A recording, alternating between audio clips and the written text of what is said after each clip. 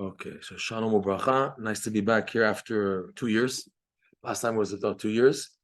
And we have a minhag to start off with some good jokes because that's the way to break the ice. That's the way, and we're going to go into this with Hashem. First joke, there was a woman who called her husband, and he says, "Yes, dear." And she says, "Please tell me a joke." He says, "Honey, I'm in the middle of kola learning, you know." She says, "Okay, tell me another joke, please." Okay, how do we know that Tevat Noach had the mikveh revolving door? You know the door revolving door in the mikveh? How do we know that the door at Tevat Noach was a revolving door? Because the pasuk says shnaim shnaim. They went in two at a time. You don't get it? Okay. How many smartphones, cellular phones, was there in Tevat Noach? 2 non-kosher and 7 kosher ones. Okay. Even if it's stupid, you're supposed to laugh. Okay. Final one, or we'll have more afterwards. Is how Rashi says that the Yonah was a Zachar. He doesn't say how, he knows, but he says that the Yonah was a male and not a female. But he doesn't say how do we know. He starts saying about the diktuk. Sometimes it says in Lashon Zachar, Lashon Nekiva, but it doesn't say how. So we see that the Yonah came back with alezait taraf befia, with an olive branch in their mouth. If it was a female, she couldn't keep her mouth that quiet for so long. You know? Okay. One more. I have to bring that. What type of cake did they eat on Tevat Noach? It's a New York joke. Marble cake. Marble cake. V'yeshomim rainbow cake. Okay. Baruch Hashem. Everywhere we go, there's smiles on this face. Okay. Rav Nosson, he emphasizes that a Jew has to do everything to reconnect to his simcha, no matter what. Even if you're going through difficult times, hard times, the more you focus on the difficulty, the more it brings you to worry and panic and trauma and all these funny things. And that automatically affects the health of a person because, like Rabbi Nachman teaches, the main healing is simcha, and the main cause for malady is atzvut. Atzvut has a big play on the spleen, emitting all types of chemicals and this and that, causing an imbalance in the what's called the arba marot, the 4 types of blood cells that a person has. So simcha is the main key. And besides that, simcha is the only way that a Jew can function and get up and continue in life. So because of that, we need to use any possible means, obviously kosher means, to be with simcha. Rav Nosson breaks down simcha into 5 categories. They're called the fabulous 5. The fabulous 5, number 1, is like we just did now, telling jokes, mila dishtuta. Rabbi Nachman says that seeing how people are so depressed and sad and broken now, it seems the main way to get people happy is just by telling jokes. If you think it's a mitzvah to walk around Tisha B'Av and be serious, hello Joe, and go to the supermarket and everyone's like sad, and to go with the flow, you're wrong. That's not the way, because it continues the negativity. There is an inyan to have a smile on the face, to be happy, to shine your teeth. There is an inyan, because that saves you, that gives you a vitality and a chayut b'ezrat Hashem. So he said, Rabbi Nachman, because of the severity of people have fallen so much in the exile, the galut, and the essence of galut is atzvut, sadness. So because that person has to do maximum fighting, and it seems the main way is by telling jokes. Now, jokes, it's silly. You know, simcha is kedusha. To be happy on Simchat Torah, to be happy at a Brit Milah, to be happy at a Chaton, I can understand. But to be happy from stupid jokes, silly jokes, that's silliness. And yet, it is a key. Why? She explains, Rav Nosson, that since the Chuban Beit HaMikdash, true simcha, that's what's fallen into galut. When we say galut, what's in galut? The simcha of the Shechina, the divine presence is in exile. What does that mean on a practical term? That true simcha, which was available at the Beit HaMikdash, is now in galut. How do I retrieve it? So he says, Rav Nosson, the way to extract the extraction of the simcha of kedusha, which is like the Shechina, is you have to tell stupid, silly jokes to go into the domain of the evil. That's how you enter, and you gain access. They open the doors because you're telling stupid jokes. Come in, okay? And once you're in, you find the real true simcha de kedusha, which is stuck there. And when you come out, putting on your tefillin, doing a mitzvah, you're able to pull out the simcha de kedusha, which is trapped in the galut. So the way to go, and that's what Rav Nosson says, the whole idea of Purim, that it's a big inyan to put on masks and act silly, because Purim is the big day that we have access to the deepest levels of the Klipa Aruhaman, Baruch Mordechai. We're able to go deep, deep, deep with the silliness and do extraction. Okay? So it's not just Purim though. We can't have one day a year, right? It's every day. They say in Breslev, 1 hour a day Purim and 23 hours Yom Kippur. Sorry, the opposite. Sorry. 1 hour Yom Kippur and 23 hours Purim. In other words, 1 hour, yes, take time to have a broken heart to Hashem, to cry about what you're going through, your difficulties, to express yourself. That's 1 hour. But the rest of the day, 23 hours Purim, they say. 23 hours Purim, 1 hour Yom Kippur. Okay, it's the don't be said to be 24 hours Yom Kippur. It's 1 hour a day. That's it, period. When the Yetzar comes to try to make you feel bad, we say to him, now's not my time. I have my hours for you. I have 1 hour for you. It's not now. So come to my office, come to me another 5 hours. We'll talk about the things you want to bring me down about, etc. But right now, I have to be happy right now. Okay, you have the wrong, it's happy hour right now. Okay. So this is the idea of Midah D'Shtuta. It's a big, big thing. It's one of the biggest advices I needed. Rav Nosson told his son, Rav Yitzchak, if you see other Breslever Hasidim who are walking around with a very serious face and like that, and like, don't learn from them, because that's not what I received from Rabbi Nachman. I received Rabbi Nachman that a person has to have a happiness glowing on their face always. There's no need to be serious. There's a need to be happy, and believe it or not, that's the key to coming to Yirat Shamayim. Yitzchak, it's funny, he's called Yitzchak al Shem Batzchok, on laughter, and yet what does Yitzchak represent? Gvurot. Yitzchak. What's going on? Are you happiness or are you severity? The answer is it's 2 in 1. And it's the key.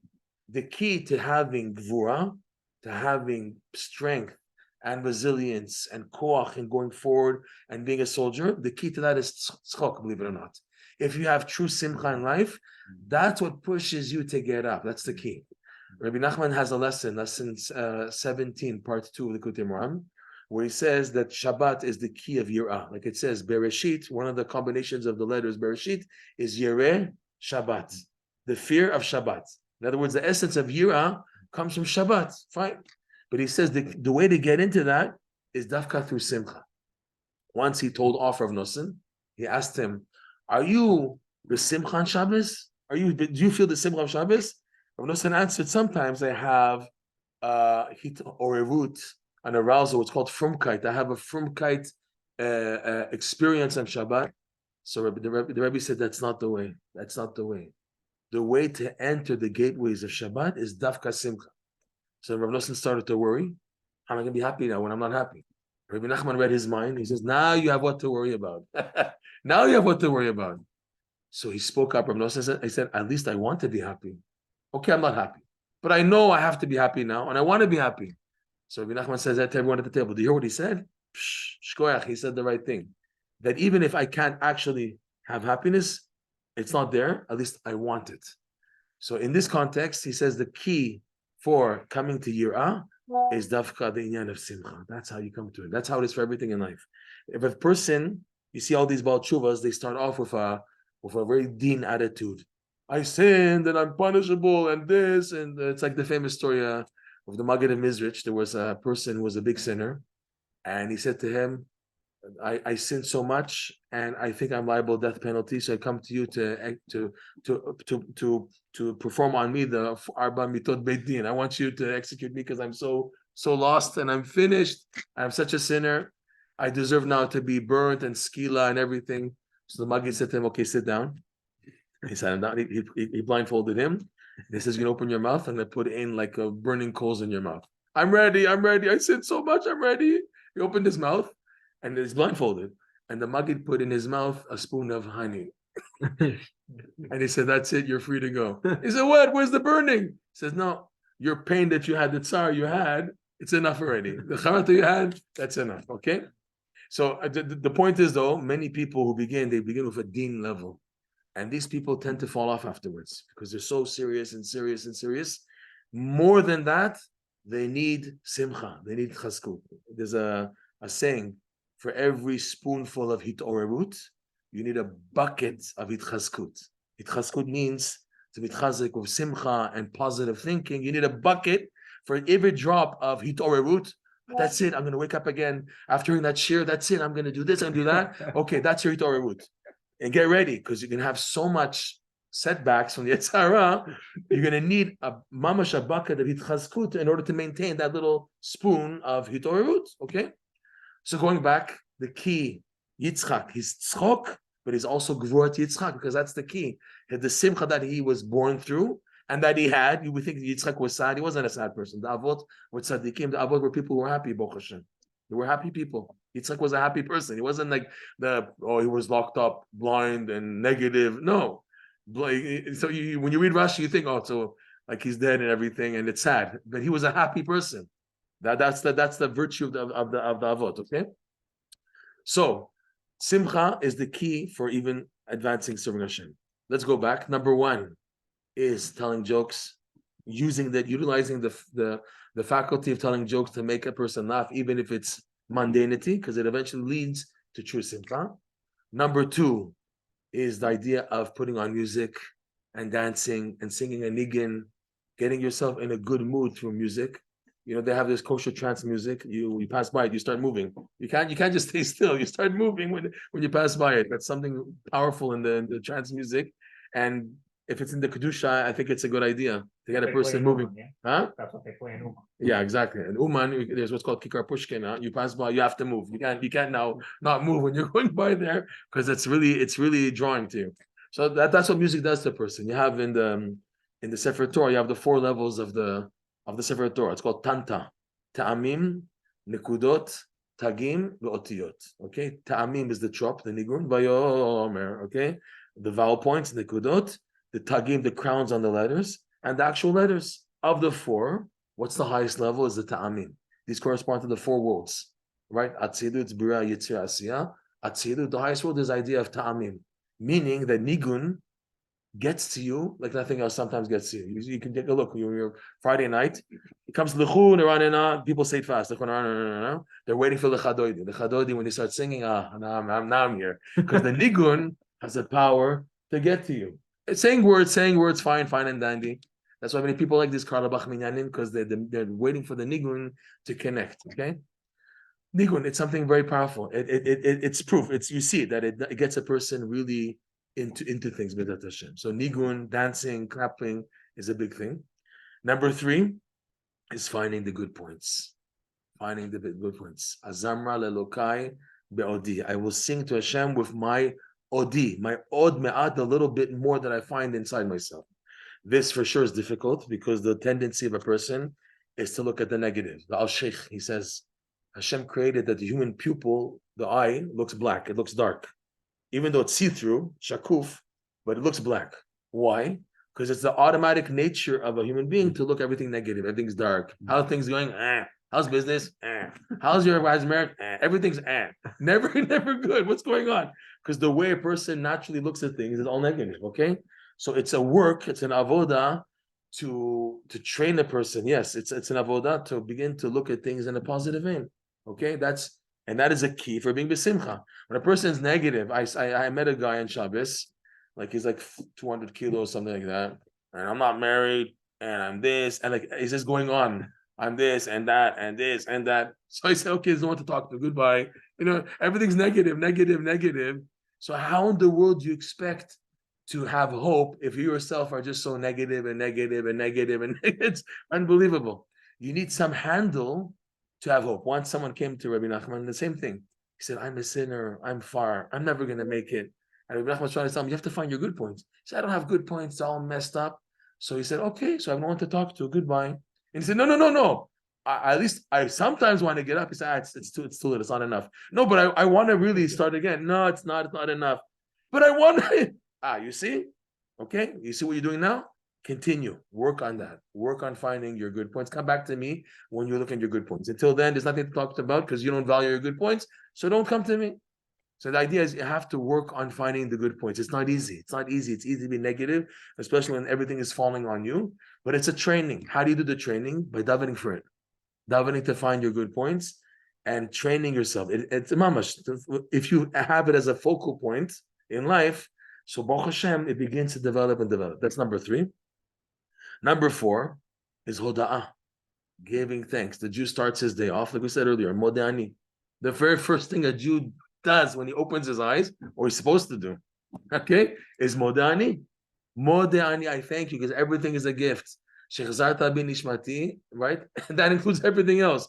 Everything's built on that I woke up in the morning. If I don't wake up in the morning, there's no tefillin, there's no bracho, there's no Talmud Torah, there's no tzitzit, there's no mikveh, there's no shmoneh esrei, there's nothing. There's no tzedakah, there's no Gemara Daf Yomi, there's no Shulchan Aruch, there's nothing if I didn't wake up. So everything is just hoda'ah. For that, a person needs to diminish himself because most people feel, but I deserve it, Hashem. I deserve A, B, C, D. I worked hard. Why do you do this to me, Hashem? I did good things. So because a person feels deserving, he can't give thanks. So because of that, Hashem purposely, they whack a person until he feels I'm nothing. Once you feel you're nothing, then you begin to appreciate every tiny thing. Oh, thank you, thank you, thank you. It's like minimum, now I can give thanks. I'm at minimum now. You knocked me down so much. Now I value every tiny thing. So that's number 4. Number 5 is a very powerful advice he gives. It's looking at the final end. If you know, if you know that in the end, everything's going to work out. This long galut will be finished. There's going to be Tchet HaMetim. You're going to see again your Bubi, your Zaidi, and your Alta Bubi, Alta Zaidi. You're going to see Moshe Rabbeinu, Am Yisrael, Beit HaMikdash. It's going to happen. We believe in that, right? That's fundamental in our belief. If you know and believe that in the end, everything's going to work out, so why are you so broken from the present? Why are you taking the present so negative? Oh, this and the Shalom Bayit issues and the children issues, and you're letting what's happening in life to bring you down. If you know that in the end it's going to work out, so why do you allow the present to bring you down? So he says, Rav Nosson, we Jewish people, we connect the present to the future.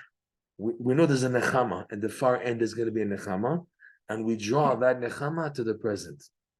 And in doing so, he teaches Rabbi Nachman an amazing lesson, lesson 250, that when Hashem wants to save a person, he takes from what's called the Geula Shlema, the final redemption, which is the very end. It's called Shalem, because it's like a candle. You can light from one candle another million candles, and nothing diminished.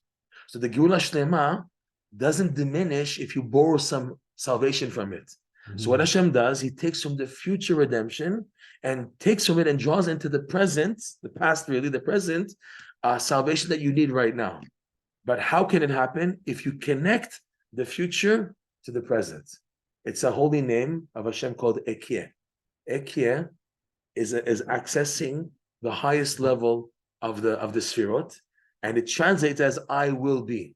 In other words, Yud Kei Vav Kei is Haya Hove V'Yeh, but Ekyeh is I will be, meaning what?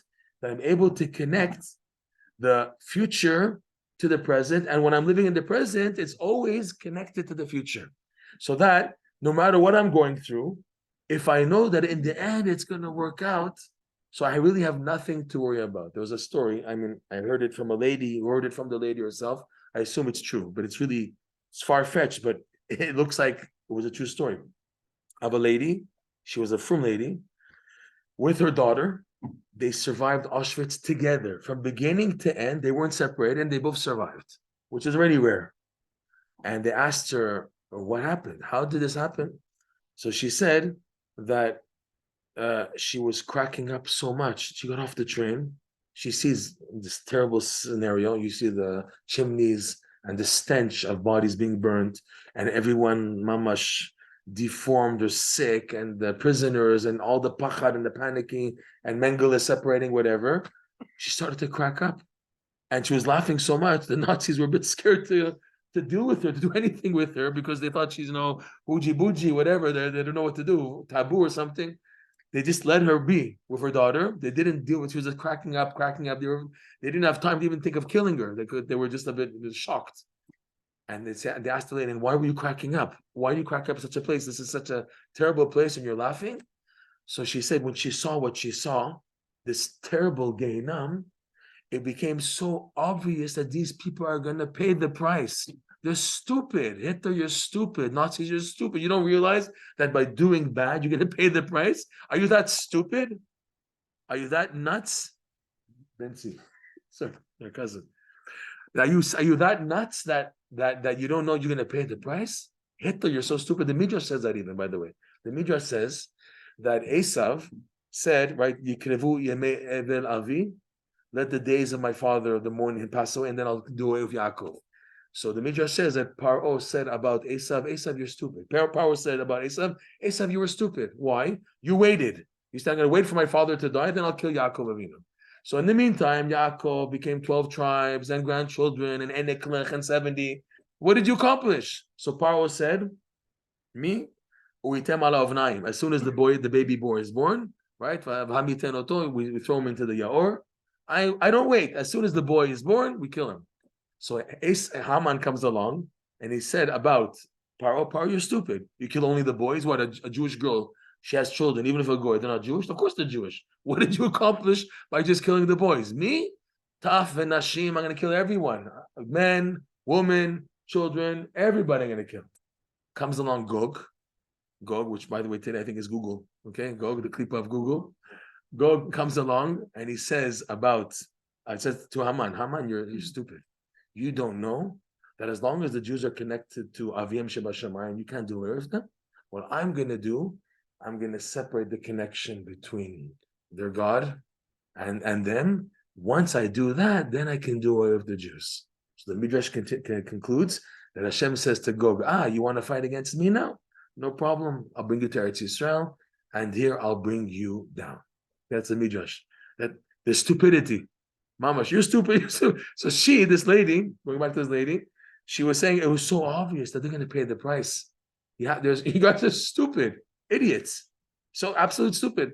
So that's what kept her going, because she saw that in the future, it's going to be good. The evil will be destroyed. They'll be punished, and the good will rise. What's happening now is happening. It's something tiny.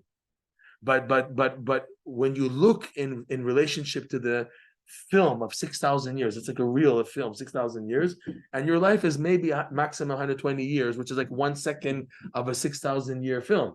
So it plays a little role, but in the long run, it's going to work out in the end. It's like Rabbi Nachman once said, when you have an orchard of trees, fruit trees, okay, orange trees, whatever pairs, apple trees, when you come close to the tree, you begin to see, the leaves on the top are withering, and the apple over here has a worm inside, and the root here is rotting over here. But when you step back, the tree is a tree, and the orchard is an orchard. When you look close up, okay, you see all the setbacks, all the negativity on the tree. It's dirty here and this and that.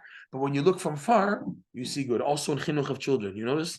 When you look at your child like this, put your shirt in your thing, fix your pants. You're like, when you see up close your child, it's always negative because it's like right over here. Excuse me, sir, push far.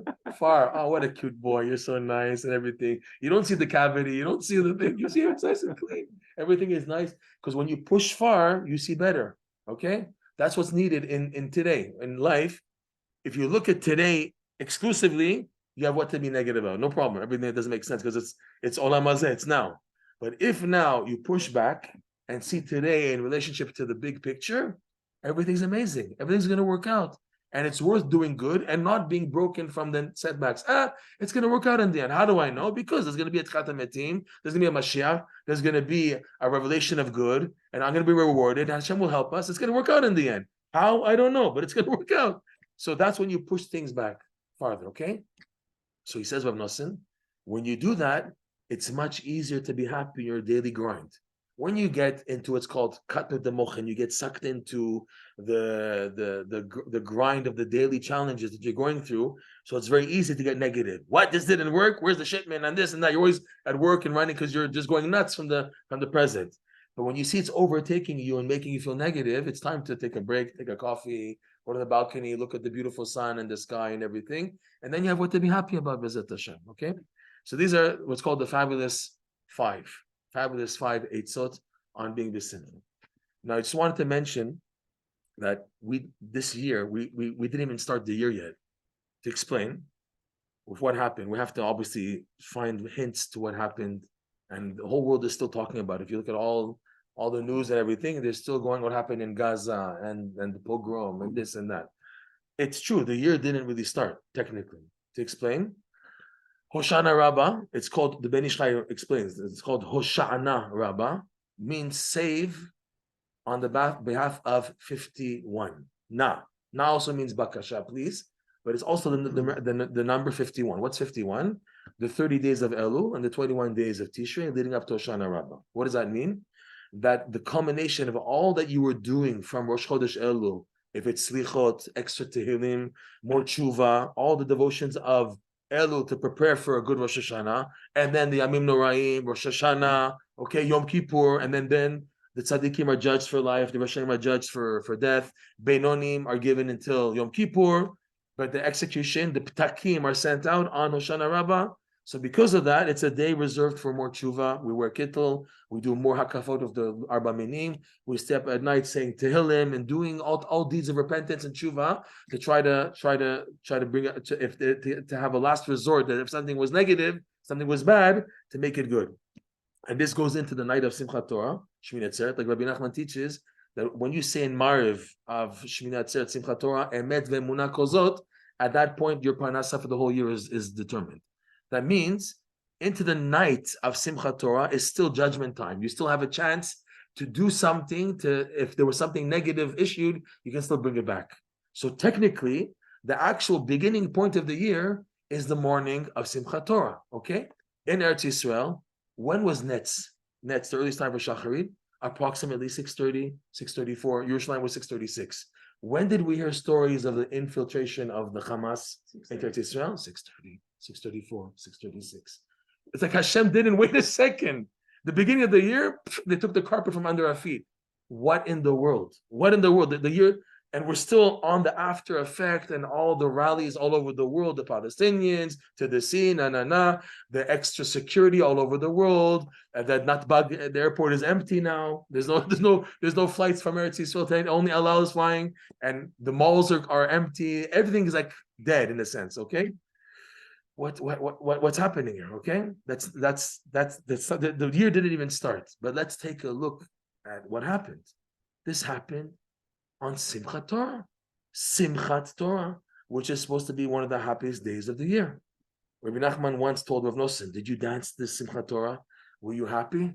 He said about himself, "I was so happy on this Simchat Torah. I even danced by myself in my room." He said, and Rav Nosson says, when you think about it, Simchat Torah, when you take a Sefer Torah and you're dancing with it. Okay, what it is representing, that you're happy about your Yiddishkeit.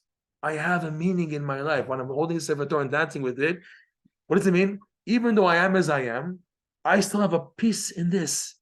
The Torah is shalem; it's complete. The Sefer Torah is complete. Everything in it is complete. I have my ups and downs, everything's shaky, but I'm holding it. I have the merit to hold it and dance with it to indicate I have what to be happy about in my life. This is my simcha. Right? This is my simcha in life, okay? So he says, Rav Nosson, one of the greatest simchas of the year is Simchat Torah. And this crazy thing happened on Simchat Torah, number one. Number two, the first news we all got, whether we were in Eretz Yisrael, whether you guys in diaspora, was what?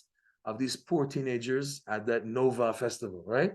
3,000 kids approximately. And what were they doing? They were trying to find joy in their lives. Whether because they're tinok shenishma, they never tasted true simcha in their life, so looking for a way to experience it, if it's through smoking drugs and dancing and trance music and all the crazy things, or whether it was kids who were brought up religious but fell off because they never had the warmth of feeling what it means to be happy as a yid, that they look elsewhere. But in either case, they were looking for simcha in a different format.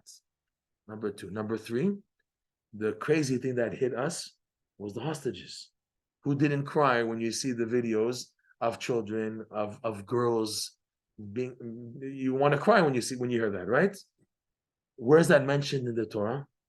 The punishment of banecha uvnotecha bashevi, Parshat Kitavo.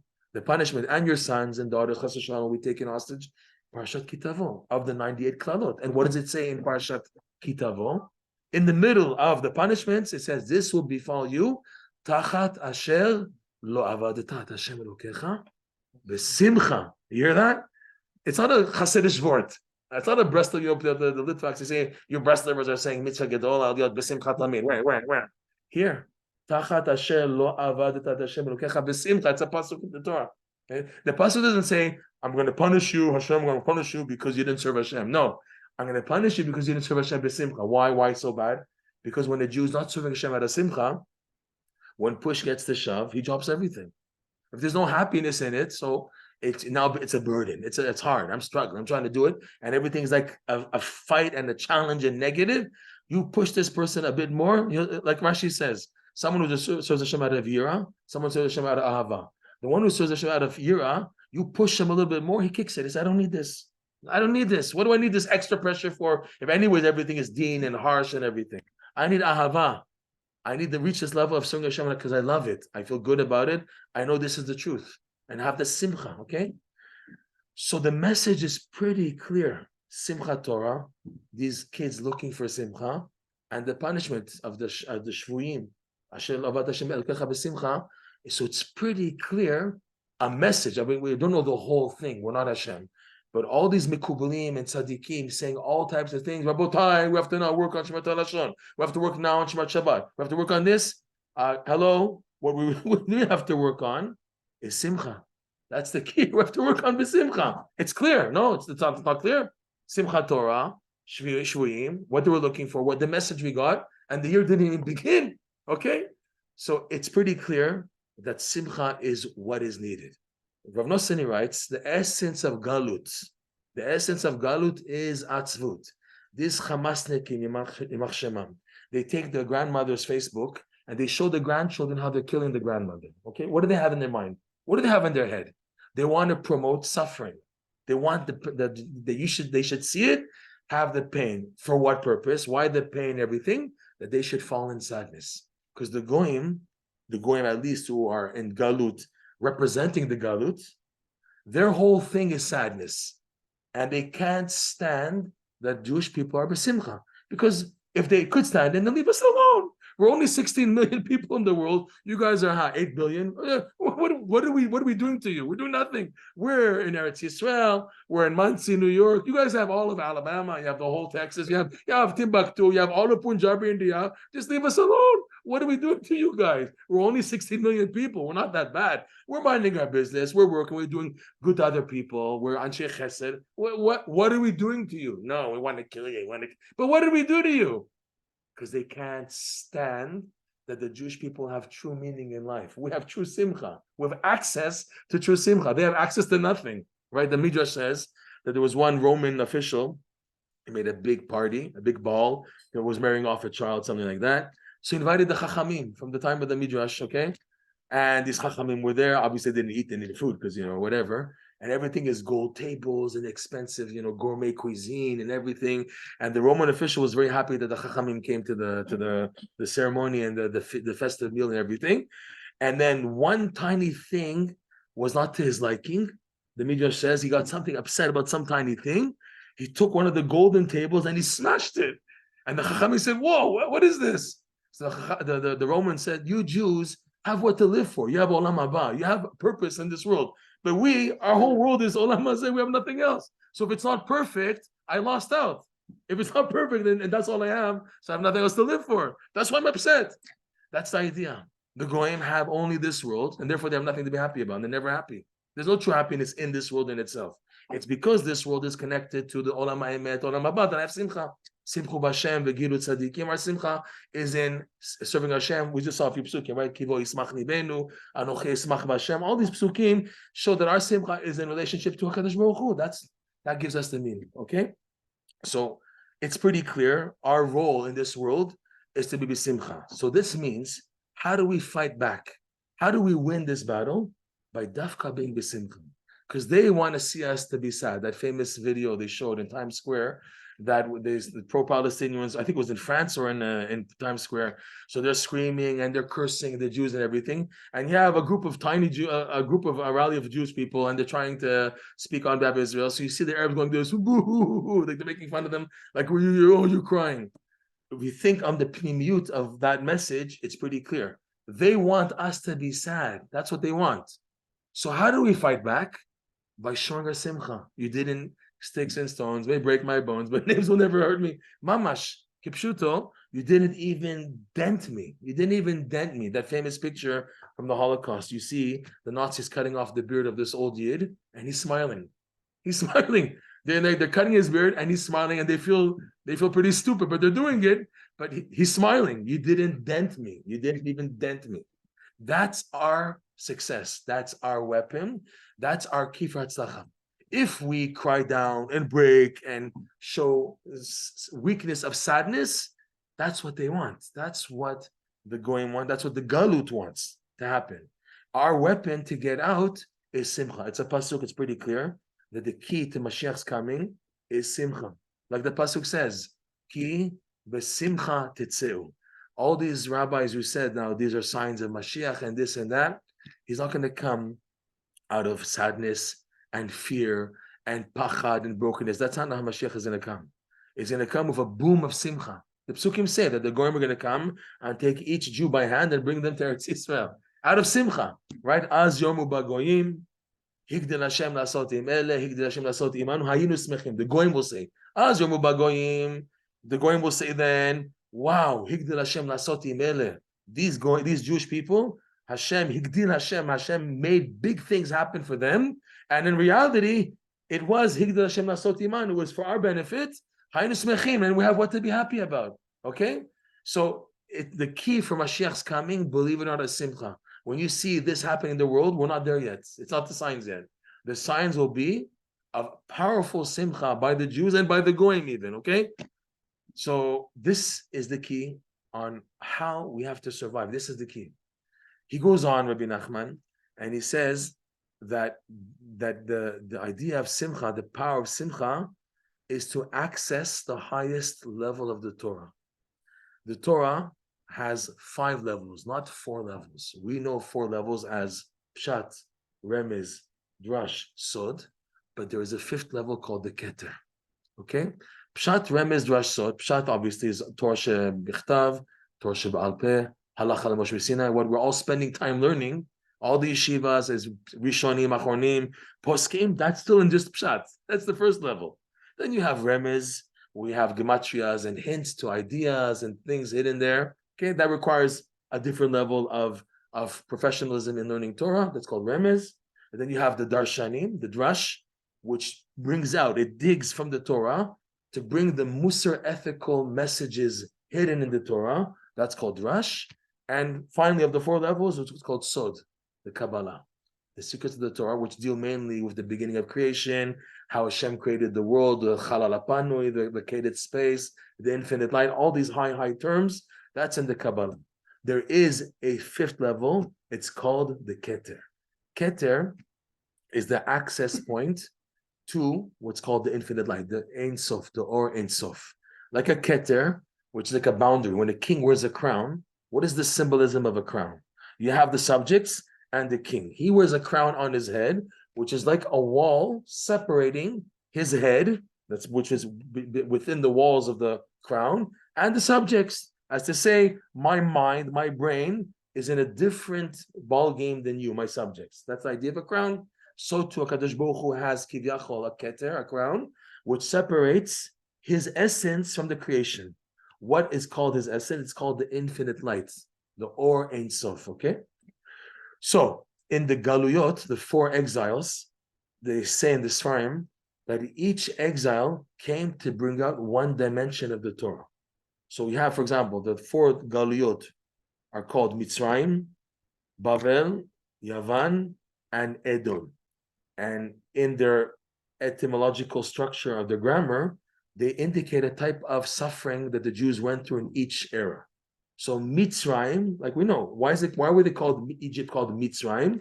Al Shem Shem Metzerim, they caused tsar, Mitzar, they caused tightness, which will happen in Egypt. Paro made them more tighter with the enslavement, okay? So the tightness, okay? Bavel, like Rashi says in Parshat Noach, Balal et hakol, bilbel et hakol, Bavel is from the lashon of bilbul, confusion, bilbul adad, the confusion of the mind. Yavan, Greece, is from the lashon of quicksand, Yeven metzula, sinking in deep, falling into quicksand.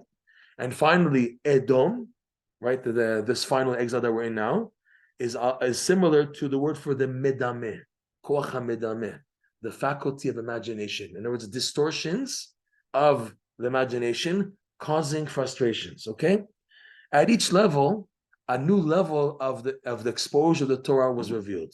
So, meaning when the Jews were in Egypt and it was before receiving the Torah Har Sinai, They were holding at such a high level, the Jews, compared to us today, that for them, the pshat of the Torah, which is like we know, the pshat, halacha Moshe Sinai, all the things in the Talmud and the Mishnayot and the Chumash, that was enough to give them life to break free from that exile of Mitzrayim.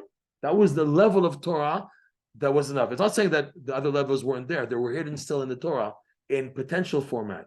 But for them, the pshat of the Torah was so filling that was enough to give them light until came the time for the exile of Bavel, when the Jews sunk and it was no longer strong enough. Came along bilbulim, confusions, that's Bavel, and another level, a deeper level of Torah is needed to give chayut and life to the Jews, the level of the remez, that it's no longer okay, the pshat of the Torah. There's hints here. Wow, look at this, gematria fits this, and this hints to that. Oh, wow. So there's another level of exposure of Hashem's divine providence in the makeup of the Torah, seeing the beauty of its connection, that gave life to the Jews in the time of Bavel. Up to Yavan. Yavan is quicksand, and it's like I'm sinking. I have the Torah, but I can't do it because I'm sinking in my difficulties and my challenges in life. I'm sunken into quicksand.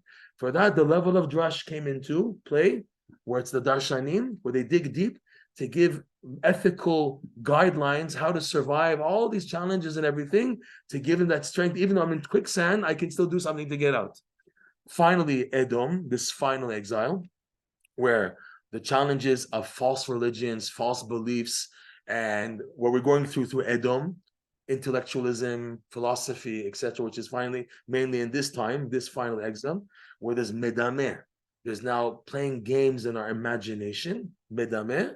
So for that, an exposure of the Kabbalah came in. That's why you have in this period the revelation of the Zohar from Rabbi Shimon Bar Yochai, the Arizal, and the Kabbalah was meant to give Jews a consolation and strength that even though the Galut of Edom is going on longer than any other exile, the Kabbalah was meant to help sustain the Jews, at least until Mashiach comes. But we see now, at the end of Galut Edom, we're broken again. We're in a situation that never existed before. 16 million Jews in the world. The majority of them have no kesher to Yiddishkeit. How many Jews are connected to Yiddishkeit? Maybe a million, maybe, all over the world. How many from Yidden? And even in the from Yidden, how many are really from, not from? I'm not going to go into that right now. But how many are really connected to Hashem? Very little. The majority have no clue what Yiddishkeit is. So what happened? We have Pshat, Remez, Drash, Sod. It's not enough. It's not enough.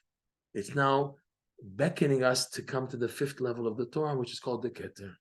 So what's interesting, all this balagan, all these things started about 250 years ago. We're talking about the year 1750, 1760, when the Reform Judaism started, the Haskalah, the Enlightened movement began, where people very educated in the Torah used the Torah to prove we don't have to be Torah observant anymore. We can be like the Goyim. They're using sources in the Torah. That's what's dangerous. It's not like people from outside, let's be like the Goyim. It's people who are educated in the Torah, writing books to prove that there's no need to follow the Torah anymore. That's dangerous. When you have people who are chachamim using the Torah itself to go against it, and the wave it caused, the ripple effect, 1750, 1800, okay?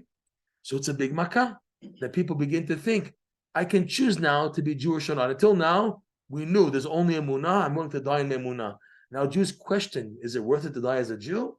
Shem Rachem, it became like something else. But at the same time, Hashem brought into the world a gift called Chassidut. Chassidut, it bypasses even the Kabbalah. In what way? For Kabbalah, it's a chokhmah. It's a big, heavy level of chokhmah. You have to be really, really advanced, even spiritually and morally, to be able to grasp some very, very fine, detailed ideas that the Kabbalah talks. Etz Chaim, Shar Kavanot, whatever. Okay? What Chassidut does, it takes from the infinite light, okay, and shining it to even the Jew who has no education, no background, but he has a sincerity to be a Jew, and he wants to be a Jew. That already is an opening point to shine into him the highest levels of Kedusha and Tahara, whatever you want to call it, of light to such a person. That's what the Baal Shem Tov introduced, okay? So it's like Zelu Madzeh. We're hit with a plague that now of the intellectual Judaism, the Reform Judaism, that they try to rationalize, and there's no need to be a believer anymore. In other words, to to smash the emunah down and just to bring on the intellect and making a separation. There's no connection, and thus misleading people. And negedze, with that same time, came along the Baal Shem Tov, revealing his teachings of Chassidut. And in his footsteps was his great grandson, Rabbi Nachman. Okay? The Ramak, Rav Moshe Cordovero, he calls this fifth level of the Torah, it's called the Pele. Just before I go on, these 5 levels that I mentioned are hinted to in the 4 letters of Hashem's name in the Sefer Torah, Yud, Kei, Vav, Kei. Okay? You have Yud, Kei, Vav, Kei. Yud corresponds to the level of the Sod. The first Hey is the level of the Drash.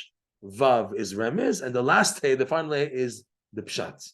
However, when a Sofer writes the letter Yud in a Sefer Torah, he has the roof of the Yud, and it goes down to the right. He has to do what's called Kotza Deot Yud. On the top left side of the roof of the letter Yud, he has to very finely make a line down. It can't be too much, because like the Mishnah Berurah says, it becomes a chet. It becomes a letter chet. You can't have that, okay? It's a tiny line. It's called Kotza Deot Yud. And it's corresponding to this 5th level called the Keter.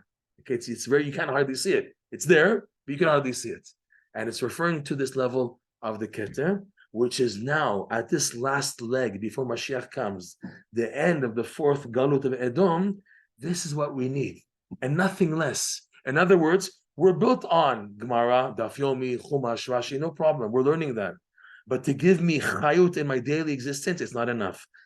I'll go into the Remez, the Remazim, and the Sfarim written by Ot Tzadikim of Gematria and everything. I'll go into that, but it's still not enough. I'll go into Drash, and I have to learn. You have to learn every area of the Torah. You can't just do one area. You have to go into all 4 areas. No problem. I'll go into Pshat, Remez, Drash, Sod. But even after all this, I'm being attacked. The attack we're feeling now is a darkness of disconnection, a darkness of feeling, my davening doesn't make a difference anyways. My tefillin doesn't make a difference anyway. My keeping kosher, my bracha, so what? I'll be wishy-washy, wobbly, because anyways, that feeling is the darkness right before Mashiach comes. Until now, all 4, you're aware of the challenge. In Mitzrayim, help. With Bavel, help. I'm being mivulbal. Yavan, help. Edom, help. But now this end, I don't have to be helped anymore. It's okay. It's finished. I'll be in sleep mode. I'll stay for the rest of my life like a dead person. It's okay. Depressed. I'll stay in bed all day. This is the last final leg. And all 4 levels of the Torah are not enough now for this. I need to tap into what's called the Keter. So going with that, the Ramaki has a book called the Erchei Kinuim. Erchei Kinuim is 1 chapter in his book called Pardes Rimonim, chapter 23, where he goes in alphabetical listing all this terminology in the Kabbalah. Words, what they mean on the Kabbalistic significance. So for Pele, for Pei, Pele, he says that's the term for the Keter. Because the Keter is called Bamufla Mimechat, something which is mufla. It's beyond your grasp. Why is that? Because the Keter, like the crown, it's separating the Da'at of Hashem, the infinite light, from the rest of the world. Okay?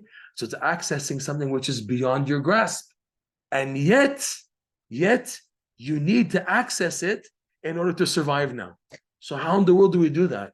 A finite person to connect to something which is infinite, the infinite light. It's 2 opposites. What do you want from me? How am I, as a finite, going to connect to Hashem's infinite light, which is beyond reach? Yet it's possible. The Zohar calls it in a format called mate vela mate. It's in and out, touching and not touching. In other words, for people to access this light, which everybody needs, no excuses, because that's the darkness we're feeling in our galut. We need to access this light, but it's in touching, a quick touch that I experience in my life, times of an amazing arousal and emotion and light, and then it's taken away. And that taken away pushes you to pursue it even further. So now the trick is, this Keter, it's like a mechitza, it's like a wall. When it sees a person running after more and more of this light, like a hippie, he wants the light, I want to have that light, and the person's not ready for it, he's not fit. So the Keter, and anyways, you're not fit. You're going too fast, you want that light again, and you're Yishka, I want to daven with that gishmak that I tasted 20 years ago when I came to the Kotel for the first time, and I had that davening, and my heart was just opened up. Or that amazing like Bomer and Meron, where I just was flying with the Toldos Aharon dancing, and they're all flying in the air, and I was flying also. I want that again, Hashem. I want that feeling at that chasana, at my chasana, when I was just on a different world of thank you, Hashem. Whatever, Everyone in their life, in their pekalech, where they had a light, I want to reconnect to that. So when there's an exposure and it's taken away, you want to pursue it again. But the Keter is worried that the person will disappear or melt because he's finite and this is infinite. So the Keter bashes a person backwards, pushes him back. And now the test is how he takes the setback. That pushing back, Rav Nosson writes, is reflected in all the setbacks you go through in your life. Because in your life, you're trying to advance. I want to advance. That's all I want. I want to get up in the morning and work and have a family and raise children and do good and do good. I want to advance, right? And then the setbacks throw you off totally. You say, what did I do, Shem? It's like the rug, taking the rug, pulling the rug from under your feet. What did I do wrong? You didn't do anything wrong. This is a preparatory stage for receiving this light. Okay? You're pushed back. Your test is, it's not for me. This is not for me. I'll just stay in sleep mode for the rest of my life. I won't advance my Yiddishkeit. I'll daven the words like a heavy person dead because anyways I gave up on my davening 20 years ago. So I'll just continue. Or do you say, wait a second, it can't be. I was so honest and sincere and I only want good things. It can't be that this setback is like at face value. It has to be deeper. And it is deeper. It's a preparation. They push you back to see how much you can wait and you're willing to wait to advance. That's a setback. He says, Rabbi Nachman, the word Keter is similar etymologically to a word from a pasuk in Eov. In the book Eov is complaining, Hashem did this to me. He was inflicted with leprosy and he lost all of his money. And he was very wealthy. And he was complaining and attacking Hashem. And his friends came to console him. Elihu was the only one who was able to convince him. The bulk of the book of Eov is their arguments trying to tell him not to question Hashem, and he doesn't accept. Finally, Elihu said something, and in the opening of that chapter, the third chapter of Elihu's arguments, he says, Katar, kaf. It's not even Hebrew, it's Aramaic. Katar li ze'er v'achaveka. Wait for me, Katar, wait for me a little, ze'er, it's Aramaic, v'achaveka. I'll give you now even a better response. So, and that final response of Elihu convinced Eov not to question Hashem. And once Eov accepted the deen, that's when things turned around. The leprosy disappeared. He got all his money back. Once he accepted emunah that this is what Hashem wants, and I'm accepting it b'simcha, everything switched around. Okay, but Rabbi Nachman points out the word keter is similar to katar, and he said, "Wait for me," because that's how this level, this fifth level of the Torah works. It puts you in wait mode. And in the wait mode, you're being burnt. He says, for example, Rav Nosson, where it says by Avram Avinu, right, in Parshat Vayera, it says there that V'hu Yoshev Petach HaOhel Kechom Hayom. The pshat is, Avram Avinu just did the Brit Milah. He was in pain. He had bandages. It was the third day of Brit Milah. And yet he's sitting at the entrance of his tent to find guests to bring in, right? Hashem didn't want to trouble him. He makes the sun burning hot, so there's no guests. And still, Avram Avinu is standing there, so he sends them the guests. That's the pshat. Rav Nosson looks at it on a deeper perspective. Avram Avinu is representing every Jew, every Yehudi. Petach HaOhel, the entrance to the tent. The entrance is closed. And he's waiting to go in. Yoshev is Milashon Hamtana. He's waiting. I'm waiting for them to open the doors. So the door is closed. The Petach, the entrance is closed. And he's waiting to go in. And in the meantime, while he's waiting, the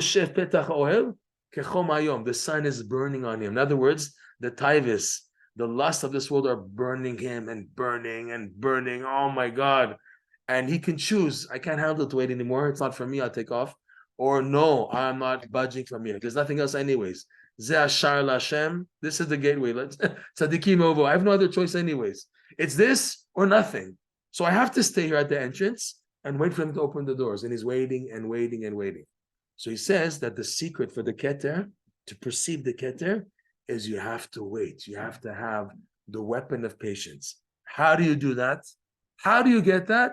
So he says, if you're someone who works on simcha, you work on being happy. We have to do right now. Chassidish time. Okay. If now you are so built in being besimcha, the 5 ways, the fabulous 5 we mentioned, right? The fabulous 5. If you work on using any tactic to always be happy, never to fall into sadness and depression, even though Yetzirah tries to put you down, we have a joke in Bresta that we drink 7-Up. 7 Up. Sheva Yipol Tzadik, Vakam. 7 Up, okay? No matter what I'm going through, I always get back. Resilience, that's the word. I have resilience because of Simcha. The Simcha, the purpose, you see, Simcha is not, oh, be happy, it's okay. That's not Simcha. The purpose of Simcha is to give you resilience to get back up, okay? There was a guy, he's buried in Har Zeitim. His last name is so hard to pronounce. I can't pronounce it. He was from Poland. Avram Pejavsmin, I forgot the name. It's really hard to pronounce. He's buried in Har Zeitim. He lived in Poland, okay? He was around age 50 at the time of the Holocaust. He had a wife and kids and grandchildren and everything. And he had a business in Vilna. When the Germans came into Poland, the people who were smart, they picked up this is not good. They didn't wait. They'd say, oh, wait and see, it's good. The ones who were very smart, they knew we have to take off immediately. This is not good at all. And he, because he had business in Vilna, was able to go to Lithuania. And already when he went to Vilna, like many other people did, okay, then Poland already was been getting closed off. He managed to escape to Shanghai. He traveled to Kobe, Japan, and went with the Mir Yeshiva, the famous story of the Mir Yeshiva, and the Chabad yeshivas that were saved. So he was with them. And he was a Breslover Chassid, by the way. He was with them. He was still a Yid, they're all Jews. He managed to get an exit visa from the ambassador of Japan in Vilna and to go all the way to Eastern Russia, and from there take the boat to Japan, and from Japan to Shanghai. And he's the one, by the way, that, when the yeshivas came to Shanghai, the one thing missing was Sfarm. There was no books. There's no Sfarm. So they found a way to cheaply produce Gemaras. And he said, if they're printing Gemaras, so I'll print also a Tikkun HaKlali, Rabbi Nachman's Tikkun HaKlali. So he printed, it's a very rare edition of a small pocket-sized Tikkun HaKlali he printed in Shanghai, okay? So this man lost everything. He lost his wife, his kids, his grandchildren. Like the other people, they're also in Shanghai. Many of them lost their children and everything. So for many of them to start again in life was crazy.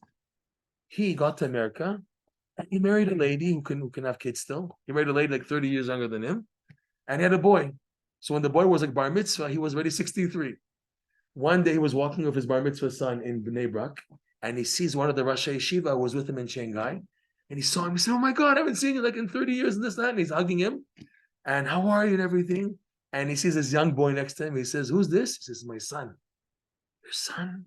And this Rosh Yeshiva started to cry. He said, "You were able to start to get back on your feet and start again?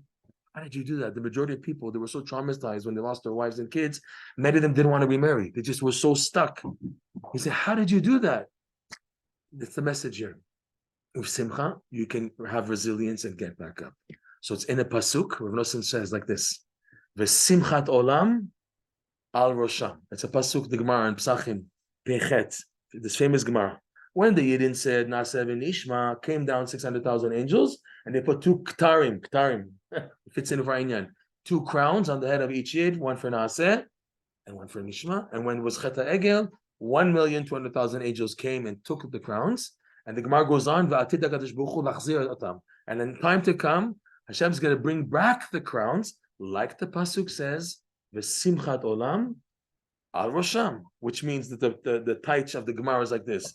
This simcha that was always there, the simcha of the light of these crowns, will again be al rosham. Rav Nosson reads it like this: Simchat olam, if you manage to be the simcha, no, even though afal pi that you're in olam, in this world, and you're experiencing all the setbacks of this world, olam is malashon ha'alama, concealment. If you manage to still be happy in olam, you get to the Keter, al rosham, you get to the Keter. So that's our blessing here. We should be zoche to value the power of the simcha and what it does and leads to a person visit Hashem to come to the Keter visit. But we didn't finish. Do I have another 2 minutes? Do I have 2 minutes for the Rav? A minute, okay. Everything we said today is taken from a lesson in Rabbi Nachman's Likutey Moharan, lesson 24. He goes into the power of simcha and into what it leads to, okay? How Likutey Moharan works, it's a very unique book. We have many Sfarim in the Torah, but this one is very interesting that as you learn it, you begin to activate it, which means you begin to see things in your life personally happening that didn't happen beforehand. Amazing things hinting to you, wow, this is exactly what I saw in this lesson, this is happening. That's something unique. But that's not the goal. The goal is I want to change. It's like someone buys he buys the medication, he has a wound on his arm, and he buys a cream. Okay, you bought the cream, bravo. You have to apply it. You have to apply the cream on the wound. So one thing, it's you activate new scenarios, new solutions in your life. But the second part is to daven about them. There's a second book called Likutey Tfilot. Rav Nosson, he wrote prayers on Rabbi Nachman's teachings to bring activating them and then applying them. We created, can you just give this out, please? We created a QR scan of a 40-day challenge for everybody to give it a shot. This lesson and the prayer, 40 days, 1 minute a day. It's not too much because people are busy, I know. It's a challenge. It's broken down. It's a PDF file. At this link, you can get it. It's at least the WhatsApp group. It has the PDF file in the description box. Okay. So in it, to taste this experience of simcha and keter and to bring it down. You have a second QR there of what we do, Breast of Therapy, on these classes and seminars and podcasts, and we give classes all year round, and support for that would be appreciated. Thank you very much. Chazak Baruch, and may we be zocha l'kayim. Wow, that's quick.